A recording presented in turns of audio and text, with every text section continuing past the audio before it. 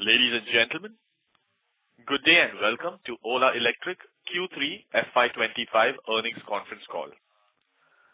As a reminder, all participant lines will be in the listen-only mode, and there will be an opportunity for you to ask questions after the presentation concludes. Should you need assistance during the call, please signal an operator by pressing star then 0 on your touchtone phone.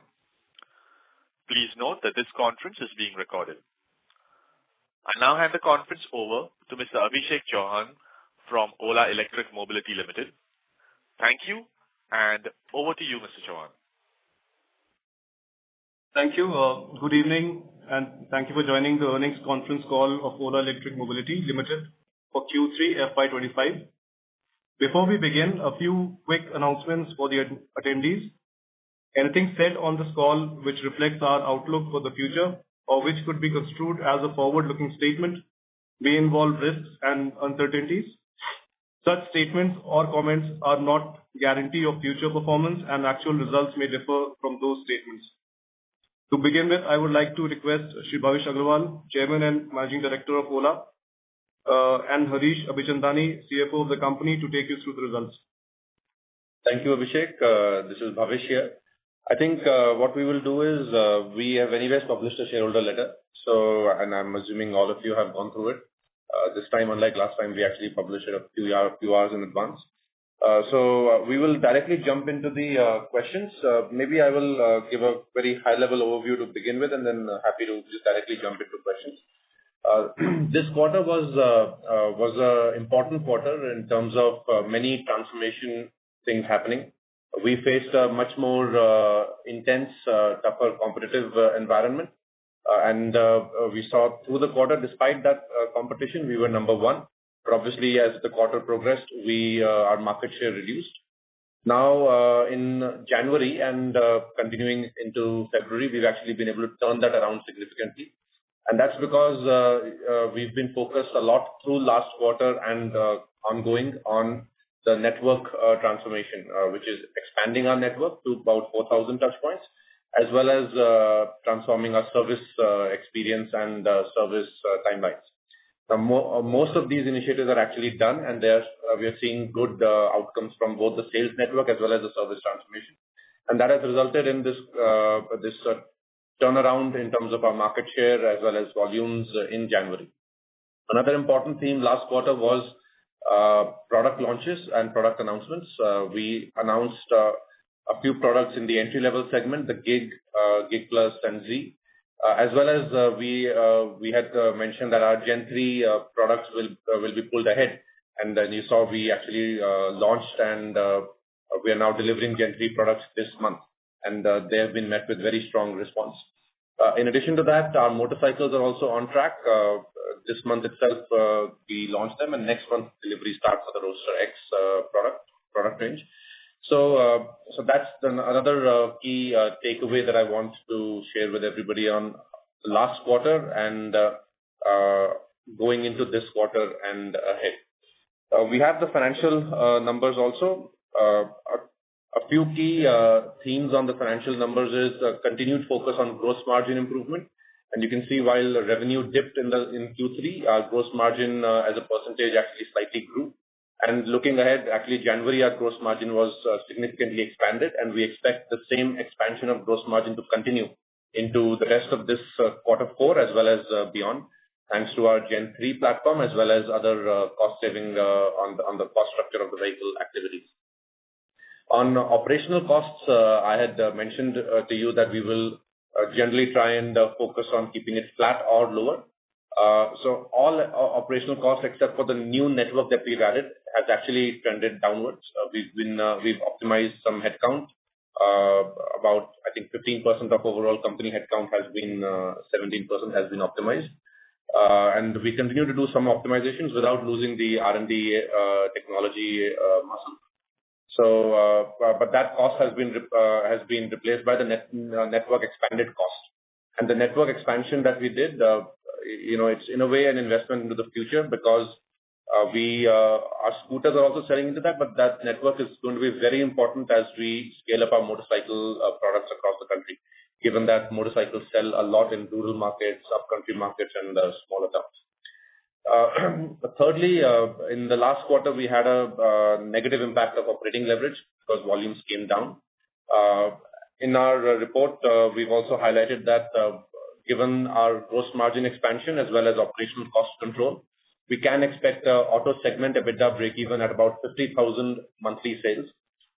Now, when we get there, depends on market conditions as well as EV penetration, but we do feel in the next few quarters, we can get to about 50,000 monthly sales, which takes us to an auto segment EBITDA positive. Finally, I want to just round up my opening remarks with just a reiteration of our strategy. There are three core pillars of our strategy, and we remain committed to it, and we are executing on that strategy. First is product expansion to increase EV penetration across different product segments of the two and three-wheeler market. Scooters, now in entry-level motorbikes, we'll have mid-segment motorbikes coming from us later this year, as well as three-wheelers and the entry-level gig products. So the product expansion is on or ahead of schedule, and you can see a list of products that we are coming out with over the next 12 odd months. Second part of our strategy is to continue to strengthen our distribution network across the country, which is both sales and service. We've now expanded touch points, and the new stores that we opened end of December are already starting to deliver good results. Obviously, it will take a few months of being in the market for those stores to get to their optimal store sales count levels. And we expect that through this quarter and next quarter, the sales from these stores will continue to increase. In addition to sales, service also, like I mentioned, has been a big focus. We have used a lot of technology. We've scaled up our people numbers. Our processes have been tightened. And as a result, our average service time, the TAT of service, has come down from almost 2.5, 3 days in October, which is when our service issues were the highest, down to 1.1 days. And actually, the trend is continuing downwards. So our service experience and SLAs are now pretty much best in class in the OEM industry. The final part of our strategy is technology innovation and vertical integration. And you've seen us in the last quarter and in the last month, January and February, continue to move along on this journey. Our Gen 3 platform, which was launched about 10 days back, delivers much higher performance at a much lower cost. And we've also showcased a few interesting technologies like brake-by-wire, which is a patented technology. Yours truly was also a little involved in that, as well as a unique wiring harness. All of that reduces cost, weight, etc., and improves performance. So Gen 3 really denotes, in a sense, the future of two-wheeler technology platforms for India. And we believe this really strengthens and enhances our lead in terms of technology as well as gross margin profile compared to our peers. Another key pillar of our technology and vertical integration is our cell. Our cell, we've guided before, is on track for commercialization into our products by Q1 of next year, which is about the April to June timeline, and we are on track for that. We are seeing very good ramp-up of the testing. The testing results are coming out very well. We've already started testing our own cells in our own vehicle battery packs and vehicles. And you saw that we also announced 2 vehicles in our Gen 3 and our Roadster X portfolio at the top end, which work with the 4680 cell. And the benefit of the cell, obviously, is lower cost, which is our own production. But also because it's the next generation of cell, you can see that we're able to pack more energy and battery capacity into the vehicle. For example, the S1 Pro Plus takes the battery capacity to 5.3 kilowatt hour, unthinkable in scooters before this. And in Roadster X, the top end actually goes to 9.1 kilowatt hour. With the traditional 2170 cell, both these two levels were not possible. So our 4680 cell gives us a functional advantage also in addition to a cost advantage. And we've got very strong feedback from customers about our range in both the Gen 3 products as well as the Roadster X products. And it further sets Ola Electric apart in terms of product performance and technology. That's pretty much it, what the document covers. Happy to have questions. Thank you so much, Bhavish. With that, now we are ready to take the questions. Thank you very much. We will now begin the question and answer session. Anyone who wishes to ask a question may press star and 1 on their touchtone telephone. If you wish to remove yourself from the question queue, you may press star and 2. Participants are requested to use handsets while asking questions. Ladies and gentlemen, we will wait for a moment while the question queue assembles. To ask questions, please press star and 1.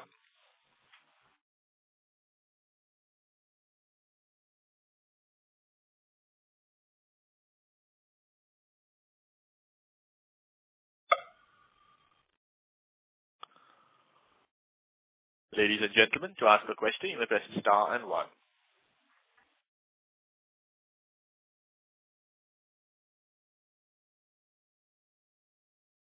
We'll wait for a moment while the question queue assembles.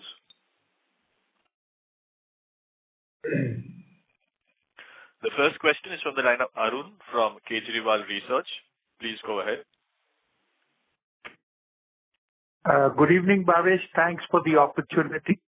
So just wanted to understand, we had a robust January in terms of vehicle sales. Looking at that, could you use a crystal ball and tell us how the remaining 2 months of the quarter and a sense of coming quarters could look like? Sure, sir. Thank you so much for your question. January was robust. We reclaimed our number 1 position immediately. And momentum into February looks strong. Actually, the 2 new products that have launched after January ended are Gen 3 and the Roadster X.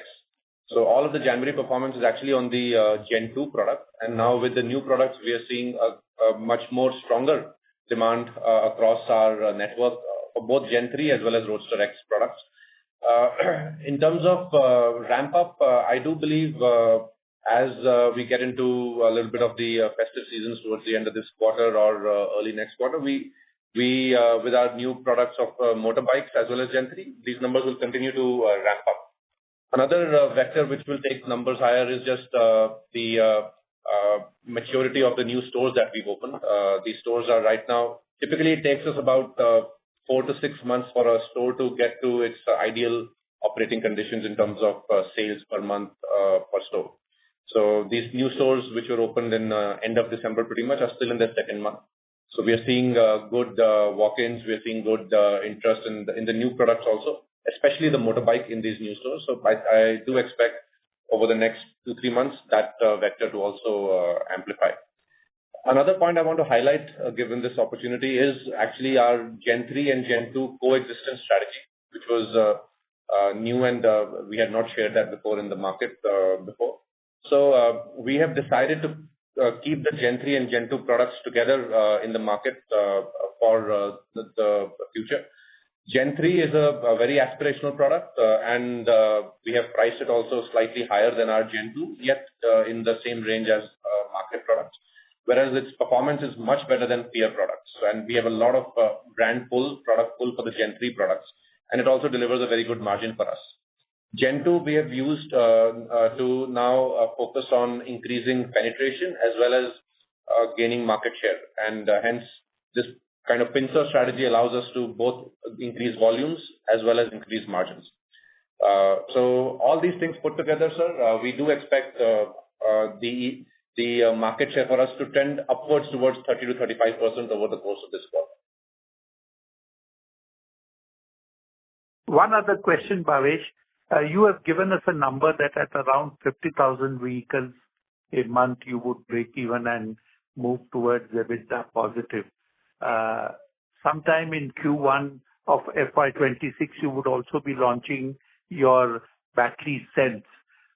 Would that change this number of 50,000 to something lower? Because contribution from the battery, not in terms of revenue, because on a console basis, it's not going to make a big change, but total contribution to the company's sales would become significantly higher. If you could give us some thought. So you're absolutely right. At a consolidated level, when our battery cell comes in, we will actually have a expansion of margin. The 50,000 is actually for auto EBITDA. We have two segments, auto and cell. So the auto segment EBITDA will achieve break-even at that 50,000 unit level. The cell, the cell margins are booked in the cell segment, but as at a console level, actually that will add to the overall benefit, and that number might come in a little bit.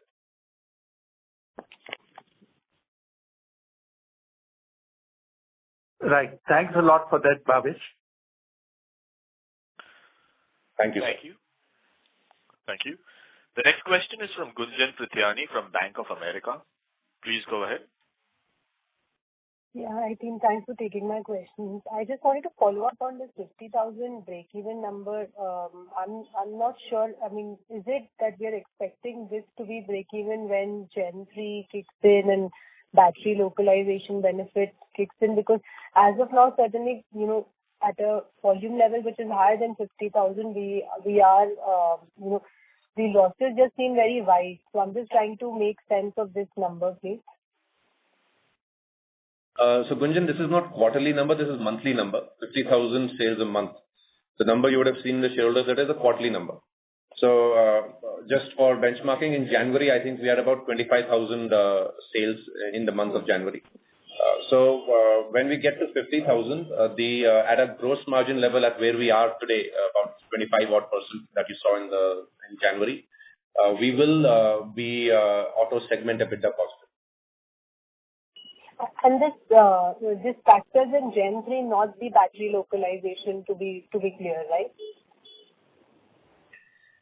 The gross margin to achieve this is at that 25%. So, gross margin remains at around the 25%. 50,000 is the EBITDA break-even number. Okay. That doesn't factor in the cell benefit. The cell benefit is on top of that. Okay, got it. That is clear now. I think, Bhavish, I just also wanted to understand when you look at the PLI benefit or PLI accruals, if you can quantify how much was that in this term, and just a little bit more direction on this Gen 3, because if I read the press release, it spoke about some 11% reduction in the cost. Are there more cost reductions to be expected? Because I thought the number was bigger than this, when you'd spoken about it last quarter. So, yes. More clarity on that. Sure. So let me answer the Gen 3 stuff first, and then Harish can take the PLI. See, on Gen 3, the press release, the 11% is a BOM cost reduction that will happen over the course of this year. What we have launched with Gen 3 is the starting point of the Gen 3 platform, and there are many more cost reduction activities planned for over the course of this year. When all of those activities are complete, there will be about a 15 to 20 point gross margin benefit, which is in that 11% BOM cost reduction range. Okay, got it. And on the PLI? Hi, Gunjan, Harish here. So on the PLI, this is the first quarter where all our products are covered under PLI. We had the X series getting PLI certified in the preceding quarter, and this quarter we had all the entire range getting PLI approvals for this period. The total quantum of PLI approximately accrued in this quarter was around 120 crores for all the range, both Pro, Air, and the entire X series. Okay, got it. And last question from my side, Bhavish, will be on the industry as a whole. If I look at last maybe few months, the adoption level has been at 6.5 or in that range of sub 6%. And it's not that there is lack of products in the market now. There is fairly large set of products available from yourself as well as from the industry as a whole, and at price points which are now very, very competitive. Then what is it that is the stumbling block on the adoption? What is it that you pick up from ground? Is it still no confidence in the product performance, or some thoughts around that? See, like I always remark, Gunjan, the 6.5 needs to be split into motorbikes and scooters. Motorbikes is 2/3 of the market, and there is no product there. Ours is the first product there, right? So let's keep aside motorbikes. In scooters, the penetration has been growing steadily. About right now, the EV penetration in scooters will be slightly higher than 20%. And if you see, we put a chart in our market commentary in the shareholders letter that shows that actually quarter on quarter, with a few blips here and there, the EV market is growing. And if you see, sometimes what happens is we see only this month versus 2 months ago. There are enough seasonalities, there are enough fame changes in amounts and all that keep moving it a few points up and down on a monthly level. But if you see, if you zoom out, you see year on year, calendar year 24 over calendar year 23, the scooter EV penetration has gone up from about 12-13% to about 17 to 20%. Right, and we are seeing continuous similar trends of penetration increase in scooters. So my feeling is in calendar year 25, we will go from about a 20% to about a 25 to 30% penetration. Now this number can be slightly higher, slightly lower, depending on how competitors also play. If competitors are more aggressive, it actually benefits penetration, and hence in a strategic sense, it benefits us because we have the strongest play in electric. As we have expanded distribution for the first time, actually these customers have a good product at a reasonable price. Before that, they had our peer products, which were maybe not priced well or not as good in terms of functionality. And our distribution expansion will further increase scooter EV penetration. So anywhere between 25 to 30 is where I think towards the end of this year we can be. But there's another blip possible because FAME is reducing in April from 10,000 to 5,000. There might be again a 2-3 month blip because of that. But generally, on a year-on-year basis, you should assume EV penetration growth of about 5 to 10 bits, so 5 to 10 percentage points. Okay. On the other hand, I'll just complete my answer. That was scooter commentary. On motorcycles, we actually expect a faster uptake compared to the scooter journey. The scooter journey, if you see, started 3.5 years ago with us. Then penetration was sub 1% in scooters. Now it is 20%. It's taken 3.5 years to get here. In motorbikes, we actually expect to traverse the same journey in about half or 2/3 the time. And that's because there's generally more awareness about EVs. The basic foundations of the sales service network have already been laid out. Products have already improved 3 generations for us. Our motorcycles start from our Gen 3 platform. So all of those benefits already are into the starting point of motorcycles.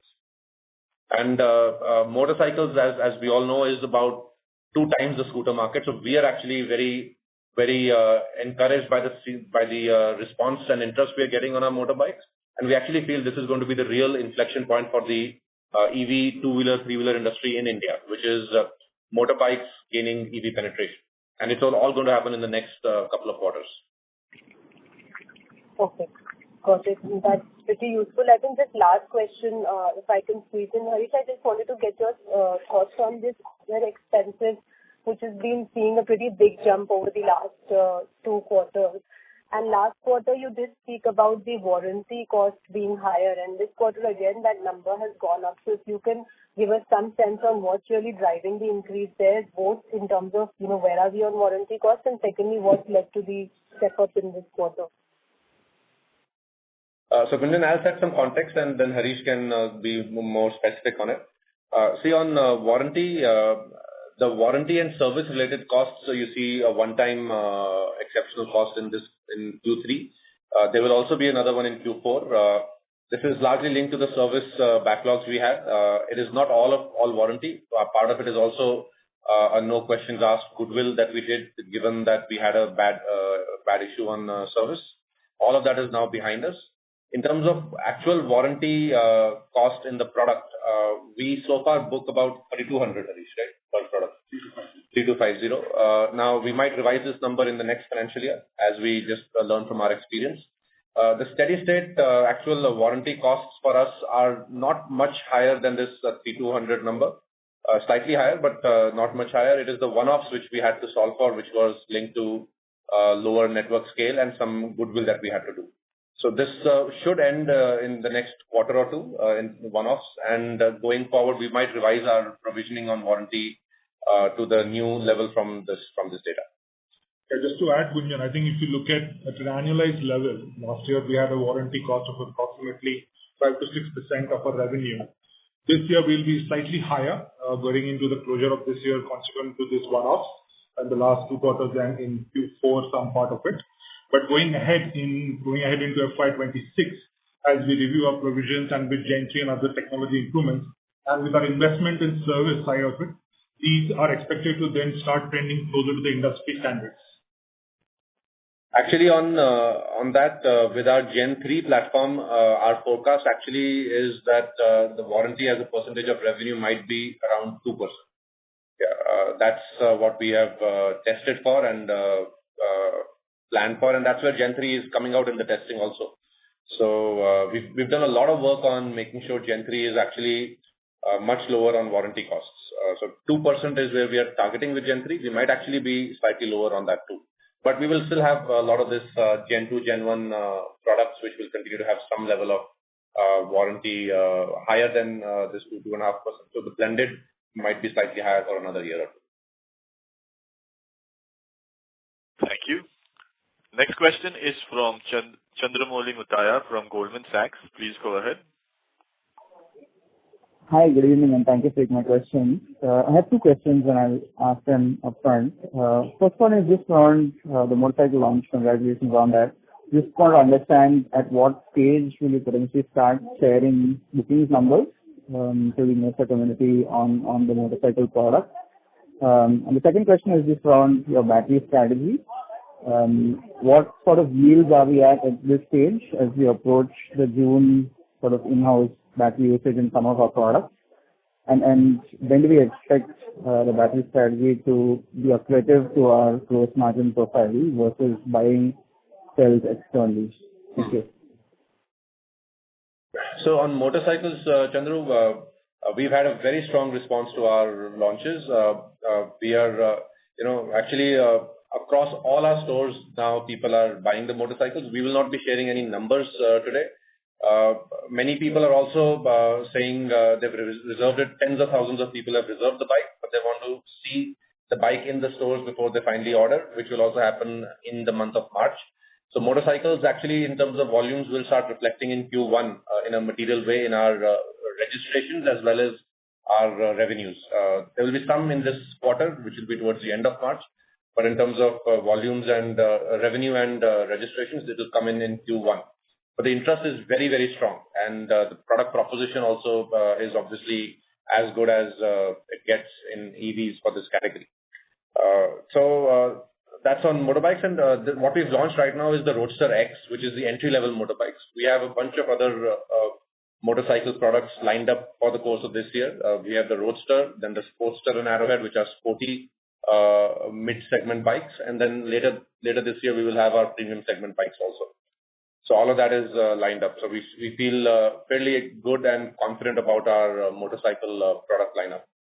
On the battery, see, we are right now scaling up the entire production. Our yields are already up to about 70-odd%, and we want to get to about 80+% when we commence production next quarter.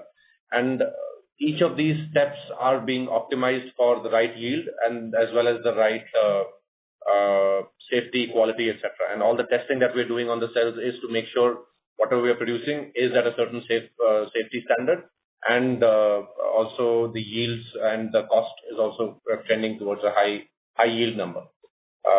We will start our commercialization at around 80% yield, and through the course of this year get it to about 90-odd%. The target eventually is a mid-90s%, where the best-in-class gigafactories run in the world, which will be somewhere early to mid next year. In terms of margins, at a BOM cost level, the cell is going to be on day one cheaper than buying it from outside. So the BOM cost of the cell as well as the cost of production for us, including yield losses, from the first quarter of commercial production itself will be lesser than the cost of procuring cells from outside. And as we improve yields, as we get to a higher scale, our BOM will and the cost of production of the cell will further reduce.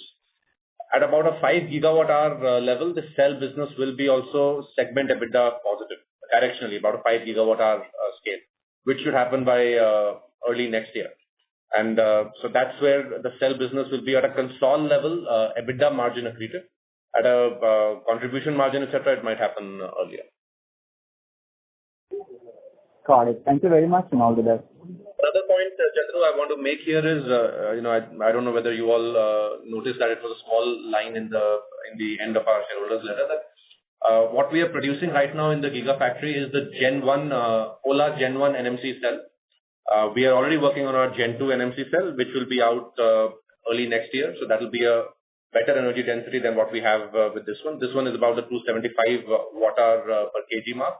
That one will be slightly higher, which actually means every product of ours just gets 10% extra or 5 to 10% extra energy right out of the box without the vehicle changing anything. Another big thing here, which was again a small point, maybe you guys missed it, is we've also started commercializing LFP cells.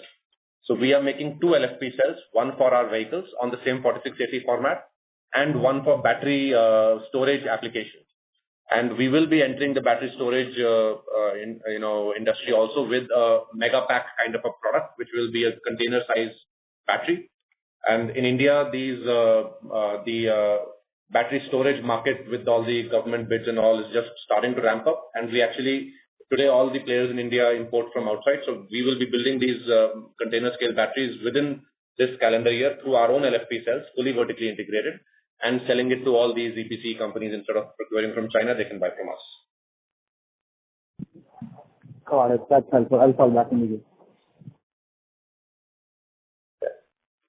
Thank you. Next question is from Rishi Vora from Kotak Securities. Please go ahead. Hi, thank you for the opportunity. My first question is just a clarification. Bhavish, you made a comment that by early next year, you expect the Gigafactory production to reach 5 gigawatt hour, right? Is that correct? Yes. So essentially what you are implying is that, we'll roughly produce around 1.5 million vehicles. And if you look at current run rate, we are, let's say, roughly around 500,000 vehicles. So what you're implying is we'll 3x our volumes in 1 year? And if no, yes, I'm not then implying what that. will Let me unpack this for you, Rishi. There are 2 or 3 things here. Firstly, we will have installed capacity of 5 or above gigawatt hour in the Gigafactory, and the factory can produce that much. Second is how much automotive volumes will we have. From our two-wheeler business, we do expect getting, last year was 400K. Now this year, we are seeing again a bump in volumes, turnaround of our volumes, motorcycles, etc. So maybe that 400 will through this year become 5, 6, 700, in that zone. I don't want to give a concrete forecast on that, but I do expect strong two-wheeler volume growth this year. And on top of that, we have our three-wheelers coming towards the second half of this year, which will actually have much higher battery capacity. So all in all, let's say we have about 700, 800 kind of volumes towards run rate basis towards the end of this year. That means if I use a factor of 4 to 5 kilowatt hour per product, so that will be about a 3 to 3.5 gigawatt hour requirement by end of this year or early next year. And how that, and our Gigafactory will be ready to produce all of that. Then on top of this, we will also, like I mentioned, be making LFP cells for battery energy storage. So there will be a new segment that we will start working towards in the next, maybe in the next quarter or so, you'll start hearing more about it from us, which is this container scale batteries. So now that again is an early market in India, but we will have the capacity in our Gigafactory to supply for that as the market scales up. And have we started discussion with the customers for these LFP batteries? Or maybe you'll start from next quarter? No, we've started some discussions. I don't want to share specifics today, but there are many discussions, and we are also really, from an engineering standpoint, the containerized battery is also being made, and discussions are being had with all types of customers across the value chain. Understood. And if you look at keeping aside the market share trends which has been volatile, I know our absolute volumes in 3Q were down almost 3% roughly, and even in January the absolute volumes are around 25,000. So despite us having in the scooter segment all the offerings across majority of the price points, what is it that is not resulting in the sharp uptick in volumes, because now TCOs is favorable, everything is there. Why we are still, for the industry and for us, the volumes are not significantly scaling up despite, all the positives in terms of pricing, product availability, and distribution. See, you'll have to give it some time, Rishi. We just expanded our distribution. Till then, we were only at about 750 stores.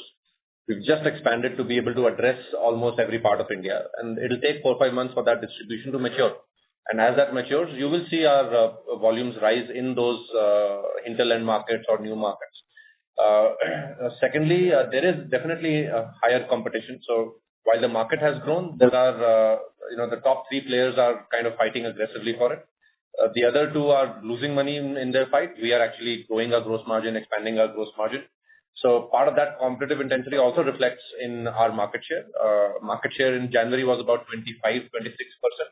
And like I've guided before in this call, we will aim to have a scooter EV market share of about 30-35%. And we believe we can get there with our Gen 3 product as well as Gen 2 coexisting. The network expansion that we've done, as well as the service issues that we have now solved, and the brand image that had been that the issue that was there, actually customer expectation, customer anecdotal feedback is all very positive now. So that also we expect a positive tailwind to increase our market share. So I expect our scooter EV market share to be around 30-35%. And the rate of growth of EV in scooter, like I said, right now penetration is 20. It might get to 30 by the end of this year. And that means if we have 1/3 of that market, we'll have 10% of the overall scooter market. And that's how we are looking to play. The gross margin headroom that we have allows us to be more aggressive if competition is throwing money. And that's how we've been able to expand margins as well as expand market share. Understood, Manish. And just one last question for Harish. What would be the cash outflow during this quarter, and what would be the net cash on our balance sheet at the end of December? So in the course of this quarter, you've seen the EBITDA numbers in that. The overall cash balance at the end of the quarter would be around 5,000 crore plus on the balance sheet at our end. That will be the cash in hand at the end of the quarter. As in, what would be net cash number? Net cash number would be around 8 to 10% lower because of certain cash which are blocked in terms of bank guarantees, etc. That would be the net cash. Understood. Okay. Thank you. Next question is from Jinesh Gandhi from Ambit Capital. Please go ahead. Yeah, hi. Harish, my question pertains to our product quality. So we have addressed our service quality quite considerably in last few months. However, given we have several new product launches lined up between current month and 2Q and beyond, what are we doing to ensure that there are no teething troubles with our upcoming product launches and strengthen our brand equity? See, the Gen 3 platform, like I mentioned, already improves product quality by a very large degree.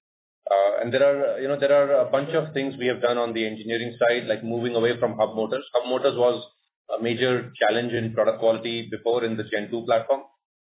Now with Gen 3, it's all our in-house made mid-mount motors, which are much more, almost a logarithmic scale better in terms of product quality. We've also re-engineered the electronics, reduced the number of components in Gen 3. So if you see the number of ECUs are all down to largely 2, one in the head unit and one in the motor controller. And one in the battery. So 3, much more well integrated, lesser number of parts that improves quality.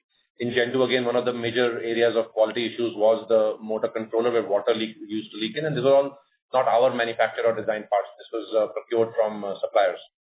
So now we have engineered these things ourselves, integrated them better into the vehicle.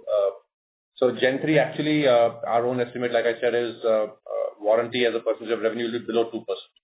And in addition to this engineering, we've also thoroughly tested this with lakhs of kilometers of riding these Gen 3 prototypes and early products. And after that is only when these are coming into market.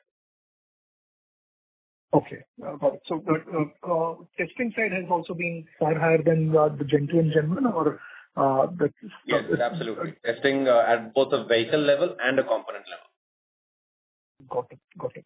And secondly, the staff cost has seen reduction because of moderation in the count. But should we expect it to increase going forward given the expansion of network, or that won't be reflecting in our on our roles as such? No, the network people will reflect in our P&L, in a sense. They're not on rolls for us, they're off roll, but they do reflect in our P&L. But in terms of people cost, if you think of on-roll people, that will actually, I don't know the specific number, but it would have reduced in Q3 over Q2, as well as Q4 over Q3 will be trending downwards. But if I even add the network people cost as a broader people umbrella cost, we will still generally hold steady, because in network we are adding, but in other places we found a lot of efficiencies to commonize roles or use AI in our business processes and really reduce.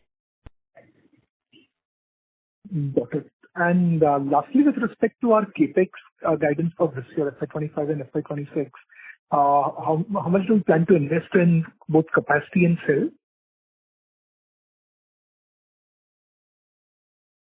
Participants, please stay connected. We seem to have lost the line for the management. Please stay connected while we reconnect. Do you want to go ahead with your question?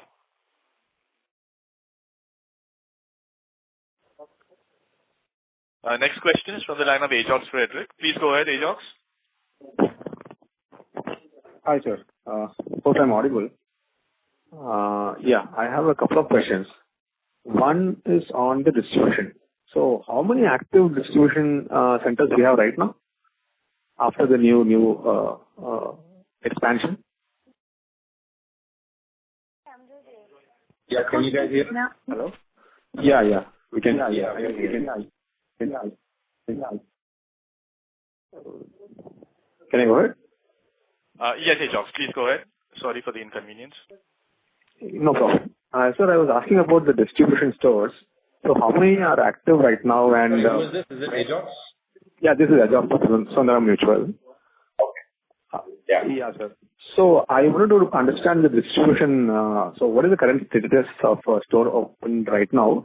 And where are we focusing on? Is it tier 2, tier 3? And incrementally, what is the per store count we are targeting? More from a distribution strategy and status. See, we are focused on the whole breadth of the country, tier 1, tier 2, tier 3 rural, all of those.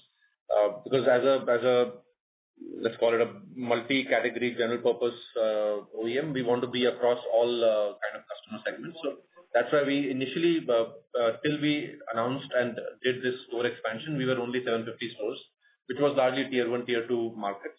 Now we are across pretty much every district and taluk of India. We don't expect us to have another store expansion in the near term, maybe towards the end of this year or early next year. There is still another scope for adding another couple of thousand stores to get to an equal level where ICE industry is. But for now, we feel this is enough to scale up the products that we have.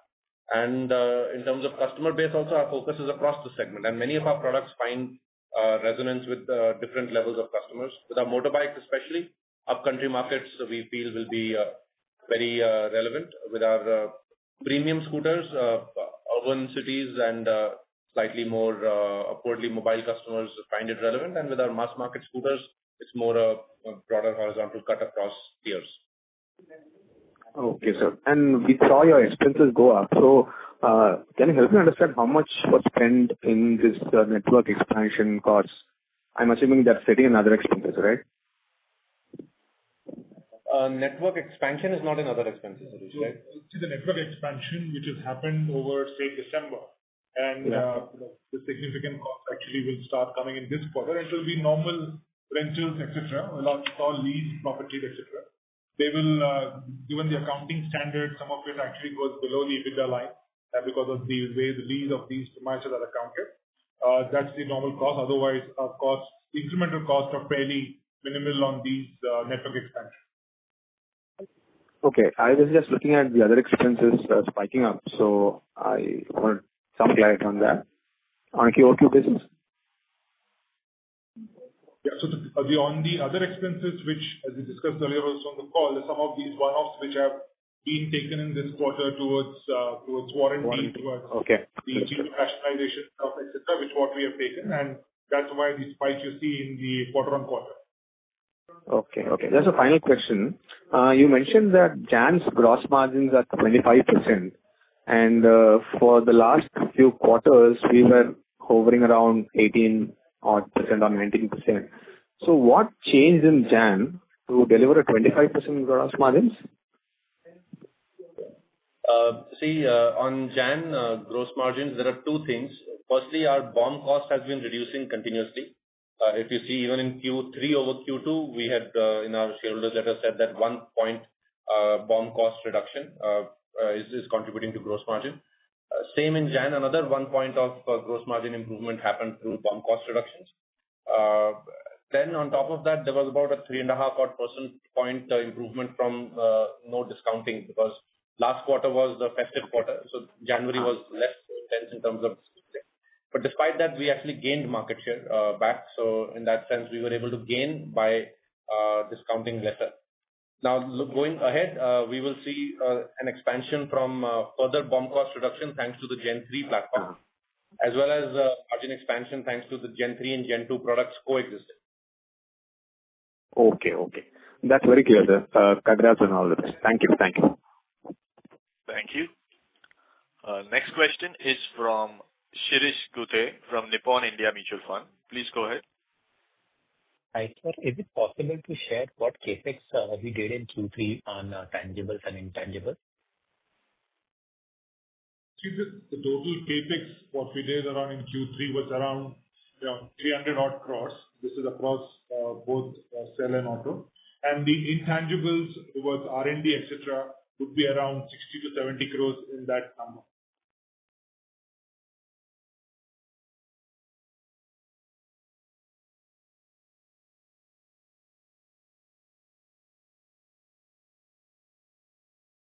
Hello?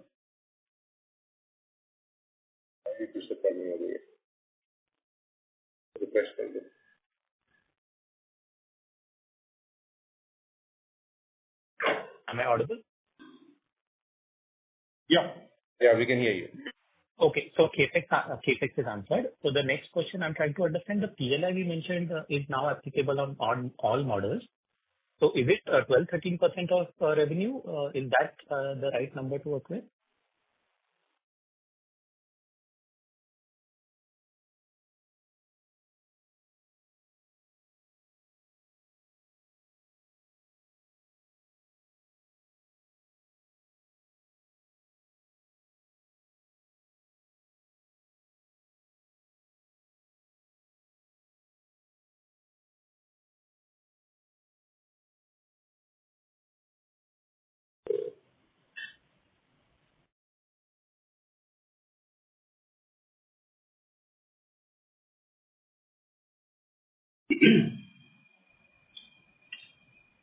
Am I audible? Hello?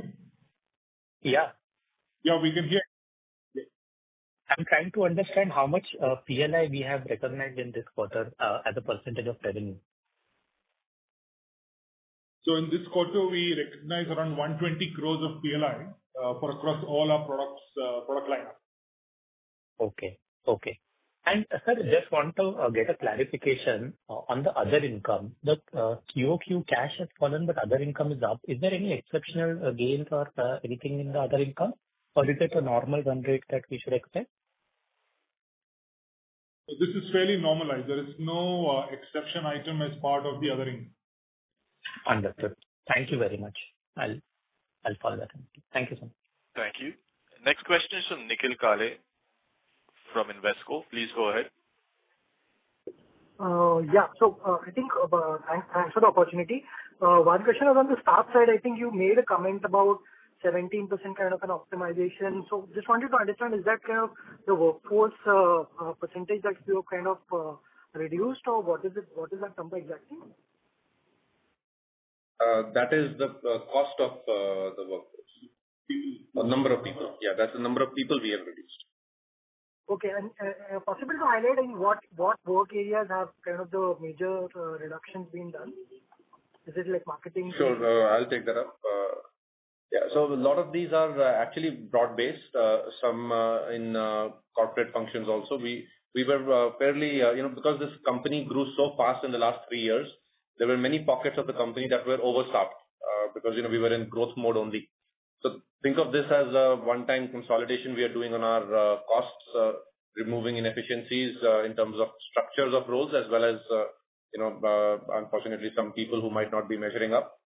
So this is mostly on that. So across corporate functions, even in field, some in the factory, but largely all the technology muscle, engineering muscle, manufacturing muscle is all fully intact. In fact, I would say the lean mass has gone up.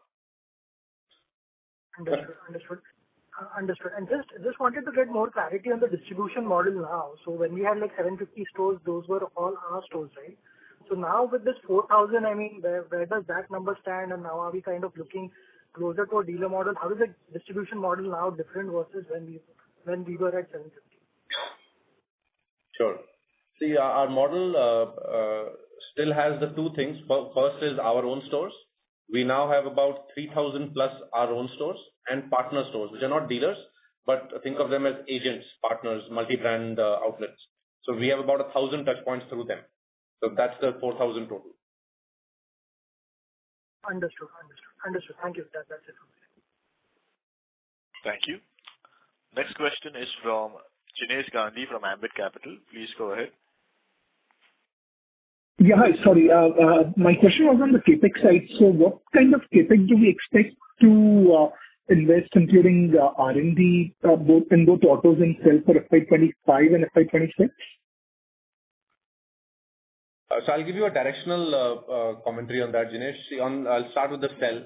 So the cell CapEx, we for the 1.5 gigawatt hour, which is phase 1A, that's all largely invested. Maybe some tail end part of that is continuing in terms of cash flows. We will expand to 5 gigawatt hour, and that capex investment will come into FY26. Now that would mean about let's say maybe 500 to 1,000 crores thereabouts, right? The final negotiations are still happening, but thereabouts in terms of capex, closer to 1,000 for the cell expansion.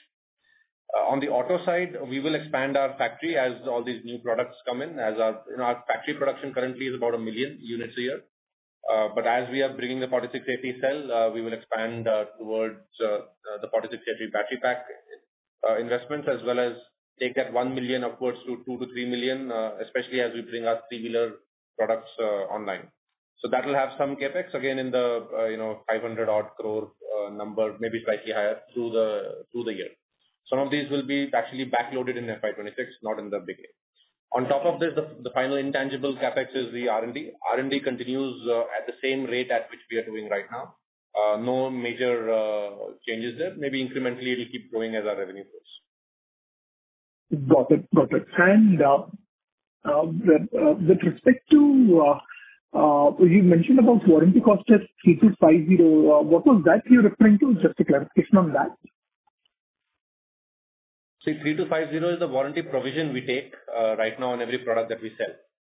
But the actual cost this year was higher because of these one-time warranty and goodwill actions that we had to do last quarter. Going ahead, we are forecasting that with Gen 3 product, we might actually end up being lower than the 3250, closer to around 2% of product value as provision. And maybe for the current product, we might revise the current provisions upwards once we finish the financial year. Got it. That's all from my side. Thanks. Thank you very much. We'll take that as the last question. I would now like to hand the conference back to Mr. Chauhan for closing comments. Thank you. We appreciate your time and all of your questions during the call today. Thank you so much for joining us, and we look forward to meeting you all during our next earnings conference. Thank you. Have a good day. Thank you very much. On behalf of Ola Electric, that concludes the conference. Thank you for joining us, ladies and gentlemen. You may now disconnect your lines.